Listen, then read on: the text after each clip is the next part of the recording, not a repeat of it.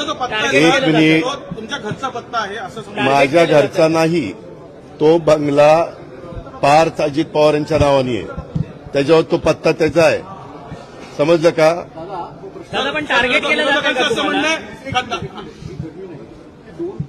आहे. दोन चर्चा खूप बाहेर एकतरी महारत्नाची जमीन आहे का की शासकीय जमीन आहे का? मी तेच सगळं सांगतोय सागर. मी त्याची सगळी माहिती इतंभूत घेतो, कारण मी ज्यावेळेस बोलणार आहे मला आतापर्यंत माहिती नाही.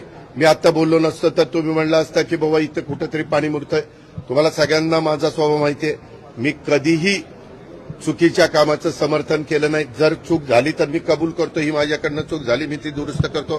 परंतु ह्याच्यात माझा दुरान्वय पण संबंध नाही. मी कुणाशी चर्चाही केलेली नाही, मी त्याच्या संदर्भात कुणाशी बोललेलो पण नाहीये. मला आणि अलीकडच्या काळामध्ये ज्यावेळेस तुमच्या आमच्या घरातली मुलं सज्ञान होतात, मोठी होतात, ते त्यांचे व्यवसाय करतात.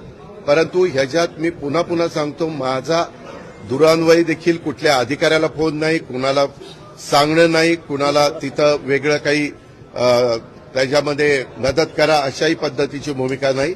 मी अतिशय संविधानाला मानणारा, घटनेला मानणारा, कायद्याने चालणारा आणि इतरांनी पण कायद्याने चालावं ह्याबद्दल कटाक्षाने प्रयत्न करणारा, कायद्याच्या चौकटीमध्ये राहून माझ्या काही सगळ्यांना समजून सांगणारा असा कार्यकर्ता आहे.